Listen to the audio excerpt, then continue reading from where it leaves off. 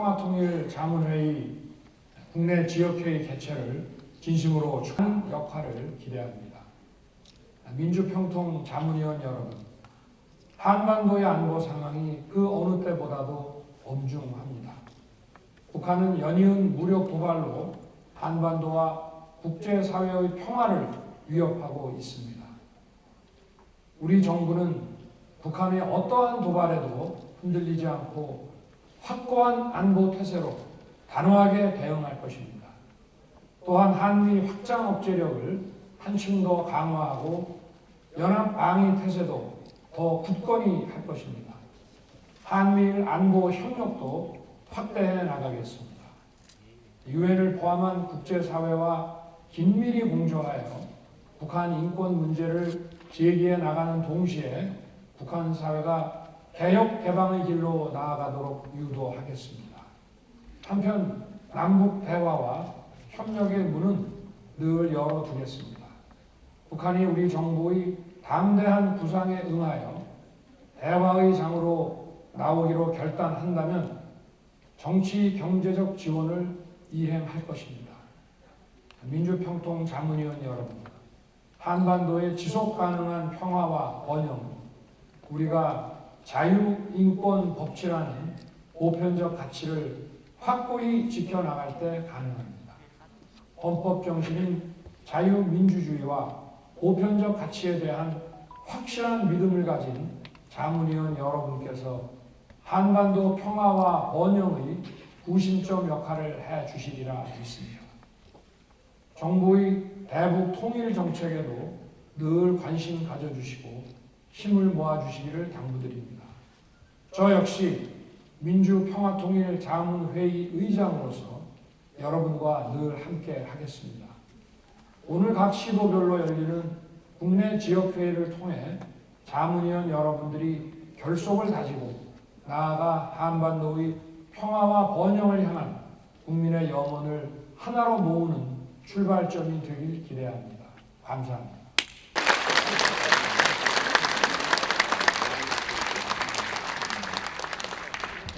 고맙습니다.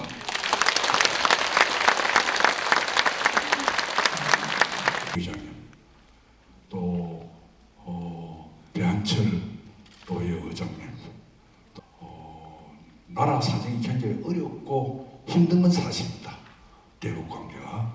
그래도 지난 날을 생각해 보면은 꾸준하게 발전이 되고 있는 것도 또 사실. 조선을 침략한 걸 보니까 900개가 아니에요. 900개. 제가 봐도 어마어마한 거예요. 그래도 살아남아서 3만 5천 불, 뭐 7천 불이 갑니다. 4만 불을 보니까 그냥 이상한 말씀하네. 근래 달러 7,500불. 그러면 북한이 IMF 전에 그것은 바로 핵 보유국의 위치를 지키고 지금 다섯도 자기들 의지대로 되지만 경제라고 이거는 도저히 불가능합니다. 북한에 러시아라고 쓴 거예요. 또 우리나라의 다릅니다. 우리 대한민국 유일의 자치단체 장 기록을 갖고 있습니다. 젊은이들 세계를 지금 가고 있고 인터넷 시대가 와서 도저히 따라가지 못하는 속도예요. 그런 갈등. 한 번은 제가 가니까 저 기자가 우리 자문위원 여러분께 한꺼번에 하게 되고 저로서는 되게 좋은 기회인 것 같습니다. 감사의 말씀을 드리고요. 오늘 뜻깊은 자리 부의장님 또 장미양 부의장님 비롯한 우리 경북 지역 자문위원 여러분께 감사의 말씀을 드립니다. 제가 개인적으로는 우리 김관영 수석 부의장님을 제가 2008년 미국에서 돌아왔을 때 감사합니다. 행정국장입니다. 그래요. 네.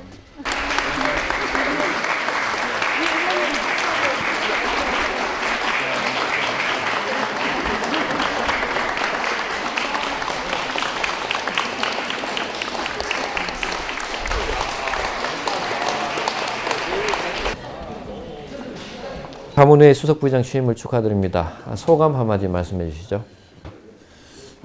여러분의 도움으로 수석 부의장으로 취임을 했습니다. 감사합니다. 이제를 위해서 도민 여러분 고맙습니다. 지금 나라 사정이 굉장히 엄중하고 북한의 변화도 미사일을 계속 쏘는 등 심각한 상황이고 또 국제 정세 또한 여당들의 패권 다툼 이런 상황에 통일의 정책 건의에 참여하게 된 것은 개인적으로 상당히 영광스럽기도 합니다만 막중한 책임감을 느낍니다.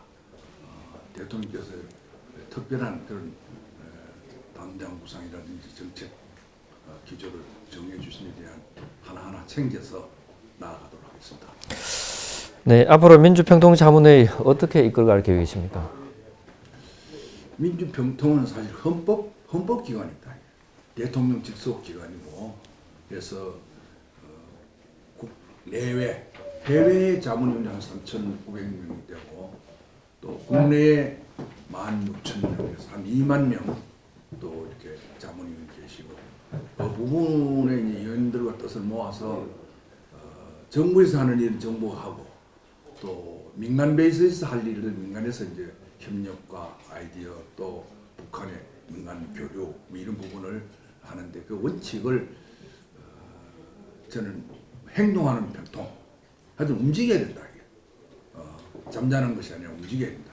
그래서 그 자문위원들을 통해서 지역 주민들 국민들과 소통하고 또 이것이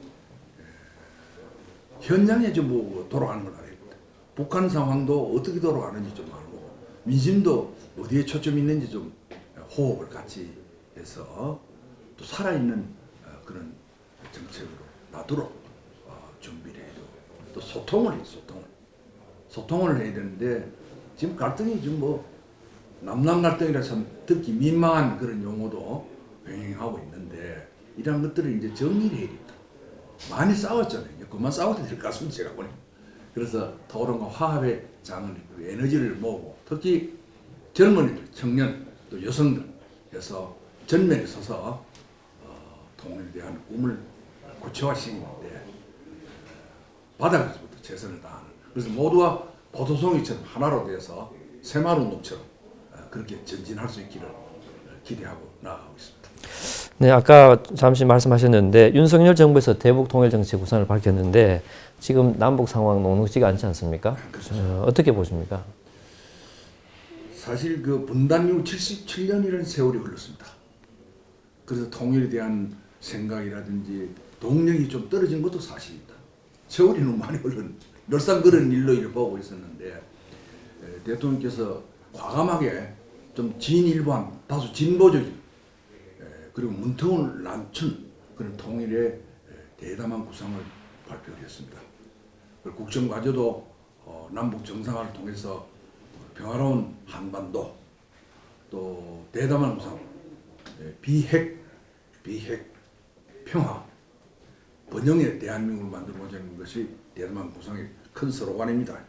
거기 아주 구체적으로 여러 가지가 많이 나와 있습니다. 가장 급한 것이 북한의 식량, 쌀, 그다음 위료, 또 경제, 국제화하는데 항만, 공항 이런데 지원, 또 농업 생산성, 기술 지원, 그리고 또 통상하는데 국제 그런데 지원 이런 것들이 함께 이루어지는 내용이고 그것은 단 조건이 비핵화의 의지가 있으면 그런 뜻이 밝혀지면은 막 그대로 도와주겠다. 저는 선 비핵화를 해야 된다 했는데 진일보하는 모습이었고 함께 살아가고자 그리고 또 세계 평화에 대한민국의 모습이 확인될 수 있도록 노력하고자 하는 그런 구상이 발표됐습니다. 그래서 그것을 우리는 이제 저들이 병통위원들이 가서 총을 들고 전선에 가는 것도 아니고 근데 현장에서 이제 통일 에너지를 모은다든지 또 소통을 통해서 이방된 민심이 같이 또 하나로 간다 에너지화 한다든지 이래서 민간 배를 특히 해외 부분은 지금도 국내도 그래서 드라마라든지 이런 것들이 계속 북한에 들어가거든요. 비공식 들어가는데 해외 부분에도 그런 북한 주민의 눈과 귀를 열어주는 그 문화 활동 그런 것들이 끊임없이 계속 될 것으로 봅니다. 이런 것들을 이제 좀 생산적으로 실용적으로 현장감 있게 저희들이 추진하도록 하겠습니다. 네, 평화 통일을 위해서는 지방의 역할도 굉장히 중요한데요. 지방의 역할은 뭐라고 보십니까?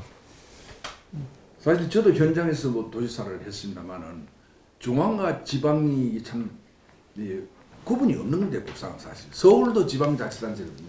네. 그런데 묘하게 이게 수도권과 비수도권의 어떤 격차가 생기면서 불균형이 생기면서 이게 이제 발전의 동력이 떨어졌거든요. 네. 그렇게 볼 때 이 통일 문제는 그 국민적인 조직입니다. 사실 병통이 평화 통일 자문위원들이 국민 조직이기 때문에 지방에서 할 일이 지방에서 이루어져야 됩니다. 그런데 여론도 위에서 내려오는 것이 아니라 밑에서 평통위원들 또 지역 주민들이 함께 뜻을 모아서 위로 올리는 그 생명력이 있는 그런 가능성을 갖고 구체적으로 가야 된다.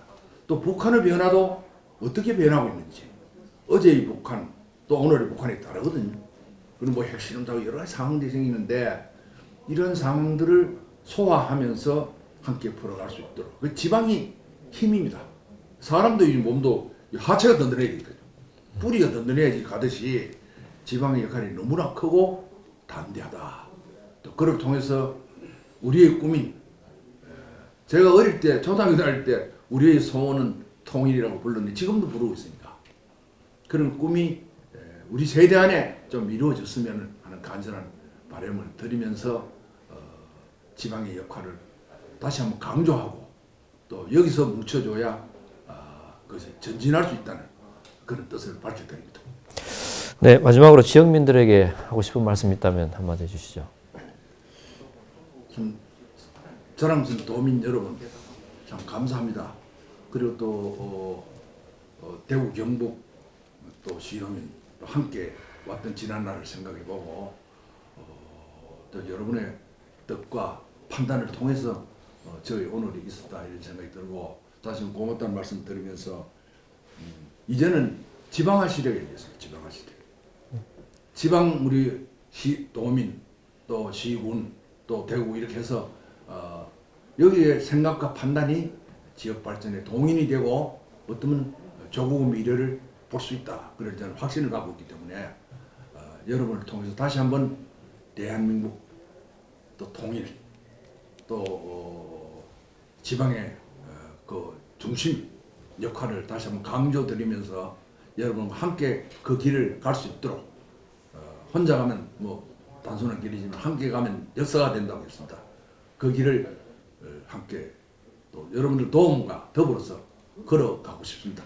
도와주시기 바랍니다. 감사합니다. 네, 오늘 말씀 감사합니다. 고맙습니다.